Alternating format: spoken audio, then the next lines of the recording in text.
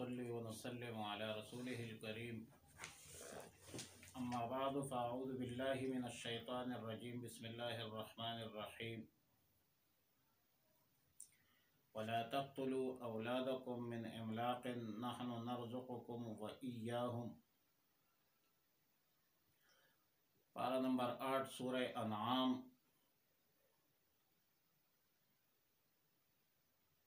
آیت نمبر 151 اور رکوع نمبر 19 نمبر رکوع کے ابتدائی آیت اور اس میں جو تینوں آیتوں میں 10 احکامات تھے، اس 10 احکامات میں سے کچھ احکامات کا تذکرہ وہ گزشتہ آیت میں ہوا، بلکہ آیت کے ابتدا میں 2 احکامات ذکر ہوئے اور اب تیسرا حکم جو ہے وہ بیان کیا جا رہا ہے۔ تیسرا حکم یہ ہے کہ افلاس کی وجہ سے اپنے اولاد کو قتل مت کرو، ہم تم کو بھی رزق دیتے ہیں اور ان کو بھی رزق دیتے ہیں۔ جاہلیت کے زمانہ میں یہ ایک بے رحم، سنگدل اور بدترین رسم یہی تھی کہ بیٹی کی پیدائش کو عار اور شرم محسوس کرتے تھے۔ کسی کو داماد بنانے کے خوف سے زندہ بچیوں کو دفن کرتے تھے، درگور کرتے تھے، اور بعض اوقات اس خوف سے اولاد کو قتل کرتے تھے کہ اولاد کی ضروریات اور ضروریات زندگی، کھانے پینے پہننے میں مشکلات آئیں گی۔ معاشی بدحالی کے خوف سے یہ سنگدل لوگ اپنے اولاد کو قتل کرتے تھے، اور قرآن کریم تو ظاہر ہے کہ حکمت کے موتیوں سے پروئے ہوئے الفاظ ہے، اور قرآن اللہ کا کلام ہے، تو اللہ تعالی نے بڑے حکمت بالغہ سے ان بدبختوں کے ذہنی مرض کا بھی علاج کیا اور وہ سبب بھی دور کیا جس کی وجہ سے یہ لوگ اس بدترین جرم میں مبتلا تھے، اور جرم ان کا یہ تھا، سنگدلی یہ تھی، بے رحمی یہ تھی کہ بچوں کو رزق کہاں سے ملے گا۔ تو اللہ تعالیٰ نے اس آیت میں فرمایا کہ کھانے کھلانے اور رزق پہنچانے کے اصل ذمہ دار تم نہیں ہو، رزق کا وعدہ اللہ نے کیا ہے۔ ان اللہ هو الرزاق ذو القوة المتین، ان اللہ یرزق من یشاء بغیر حساب۔ لہذا والدین کا یہ تصور درست نہیں کہ ہم بچوں کو رزق دیتے ہیں، بلکہ اللہ تعالی نے والدین کو رزق دینے کا وعدہ مقدم کیا۔ اور اشارہ ہے اس طرف کہ والدین کو جو رزق دیا جاتا ہے وہ اس لیے کہ تم ان بچوں کو پہنچاؤ. اور رسول اللہ صلی اللہ علیہ وسلم نے فرمایا کہ انما تنصرون وترزقون بدعفائکم، یعنی تمہیں کمزور لوگوں کے طفیل اللہ تعالی تمہاری مدد فرماتے ہیں اور تمہیں رزق دیتے ہیں. اور سورہ اسراء میں ہے نحن نرزقہم وإیاہم. سورہ انعام میں تو ہے کہ نحن نرزقکم وإیاہم. وہاں پر ہے کہ یعنی ہم ان کو جو رزق دیتے ہیں اور تم کو بھی جو رزق دیتے ہیں. رزق دینے کے پہلے مستحقین وہ ضعفاء ہے، وہ بچے ہیں جو خود کچھ نہیں کر سکتے، اور انہی کی وجہ سے، ان بچوں کی وجہ سے تمہیں رزق دیا جاتا ہے. لہذا قتل اولاد مت کرو. قتل اولاد کا جرم بہت بڑا جرم ہے اور واقعی بہت بڑا جرم ہے، لیکن اس کا ایک دوسرے جہت پر بھی غور کیا جائے کہ اولاد کو تعلیم و تربیت سے محروم رکھنا بھی گناہ کبیرہ ہے.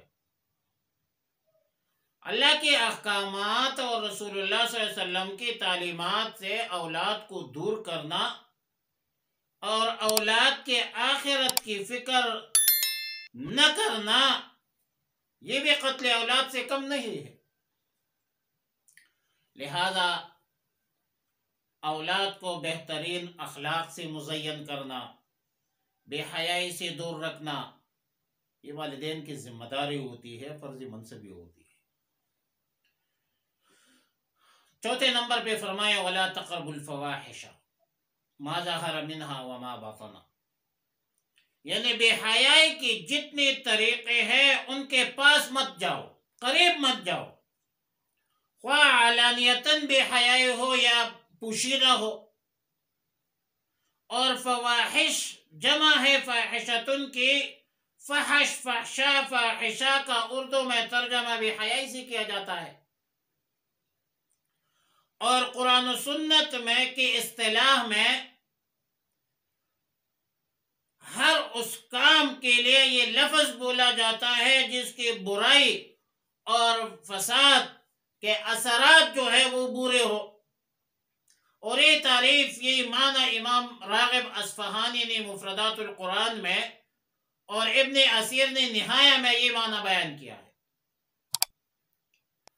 فحش، فحشا کے عموم میں تمام بڑے گناہ شامل ہے، خواہ اقوال سے متعلق ہو یا افعال سے متعلق ہو یا ظاہر سے متعلق ہو یا باطن سے متعلق ہو، لیکن قرآن کریم نے فواحش کے قریب جانے سے روک دیا ہے. عوام الناس میں مشہور معنی جو ہے، جو معروف ہے عوام کے درمیان، وہ بے حیائی کا ترجمہ بدکاری سے کرتے ہیں. لہذا بدکاری اور ان کے اسباب اور مقدمات سے پرہیز اور گریز کرنا بھی یہ اللہ کے حکم کی تعمیل ہے. اور اسی لیے دوسری جگہ فرمایا وَلَا تَقْرَبُوا الزِّنَا، یعنی زنا کے قریب، زنا کے مقدمات اور تمہیدات کے قریب بھی مت جاؤ. اور اگر مفہوم عام مراد لیا جائے تو تمام بری عادات اور خصلتیں، خواہ اعضاء کے قبیلے سے ہو، جوارح ہو، حواس ہو، دل سے متعلق ہو، سب مراد ہوگی. اور مطلب یہ ہے کہ بری عادات اور اطوار کے مقدمات اور اسباب کو اختیار کرنا بھی اللہ کے حکم کی نافرمانی ہے. اور یہ تفسیر بھی بہتر ہے. مسلم و ثبوت کی عبارت ہے مقدمۃ الحلال حلال و مقدمۃ الحرام حرام، جو چیز حرام ہو اس کا مقدمہ اور تمہید بھی حرام ہے، جو چیز حلال ہو اس کا تمہید اور مقدمہ بھی حلال ہے۔ مقدمۃ الحلال حلال و مقدمۃ الحرام حرام، اور ما ظہر منہا وما بطن میں جو پہلی تفسیر ہم نے کی اس کے مطابق ظاہری فواحش، زبان، ہاتھ، اعضائے ظاہرے کے تمام گناہ مراد ہوں گے، اور باطنی فواحش سے مراد وہ دل کے گناہ مراد ہوں گے، جیسے حسد ہے، کینہ ہے، بغض ہے، ناشکری ہے، بے صبری ہے وغیرہ۔ اور دوسری تفسیر کے مطابق ظاہری فواحش سے مراد بے حیائی کے وہ کام مراد ہوں گے جو علانیتاً کیا جاتا ہے،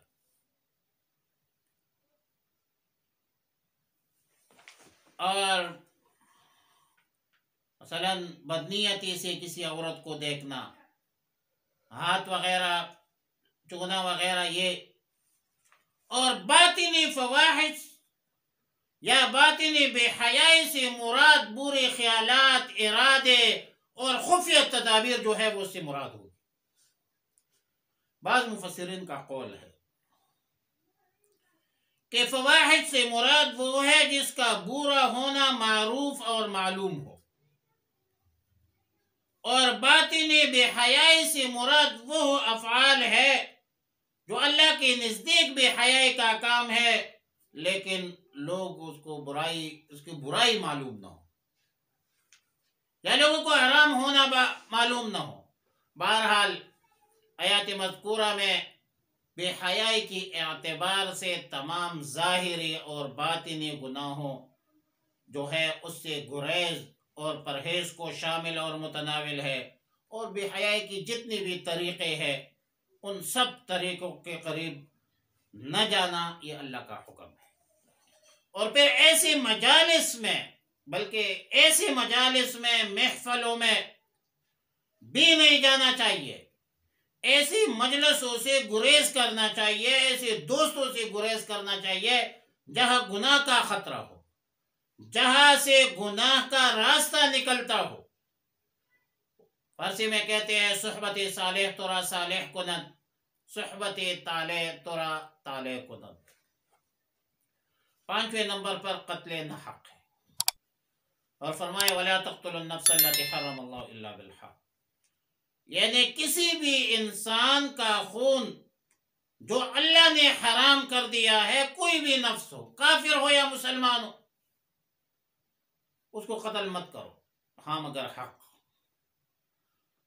اب حق کے ساتھ قتل کرنا کیا ہے تو اس کی تفصیل خود رسول اللہ مبارک صلی اللہ علیہ وسلم نے بیان فرمایا۔ بخاری شریف کی روایت ہے، مسلم شریف کی روایت ہے، سیدنا عبداللہ ابن مسعود رضی اللہ تعالی عنہما سے مروی ہے کہ نبی علیہ الصلوۃ والسلام نے فرمایا کہ کسی مسلمان کا خون حلال نہیں مگر 3 چیزوں سے۔ نمبر 1، شاید شدہ ہونے کے باوجود بدکاری میں مبتلا ہو، زنا میں، شاید شدہ بھی ہے، زنا بھی کرے تو اس کو سنسار کیا جائے۔ نمبر 2، کسی کا ناحق قتل کر دیا ہو، قصاصاً مارا جائے۔ نمبر 3، جو بندہ من بدل دینہ فاقتلوہ، مرتد ہو جائے تو ارتداد کی صورت میں بھی قتل ہے۔ ان تینوں کے علاوہ کسی بھی انسان کو آپ قتل نہیں کر سکتے۔ بلا وجہ کسی انسان کو قتل کرنا یہ بہت بڑا جرم ہے، گناہ ہے، مسلمان ہو یا کافر ہو، جو کسی بھی اسلامی ملک کے قوانین کا پابند ہو اور اس کے پاسداری کرتا ہو، مسلمانوں میں رہتا ہو، مسلمانوں کے ساتھ معاہدہ ہو۔ اور ترمذی شریف اور امام ابن ماجہ نے روایت ذکر کی ہے سیدنا ابو ہریرہ رضی اللہ تعالی عنہ سے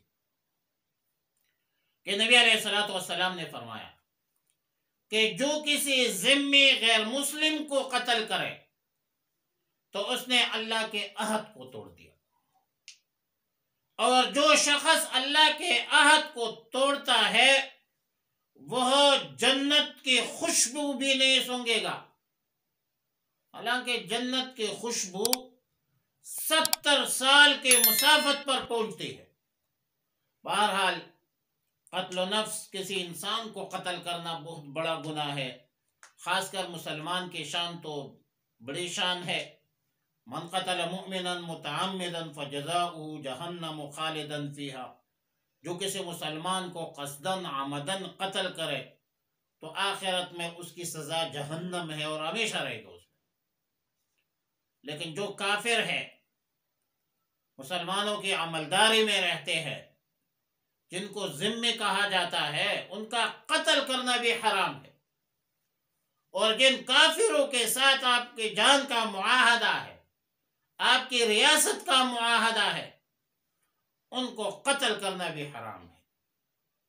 اور آخر میں فرمایا ذالکم وصاکم بہ لعلکم تعقلون، یہ وہ چیزیں ہیں جس کا تمہیں اللہ نے تاکید حکم دیا ہے تاکہ تم سمجھ لو اور عقل سے کام لو۔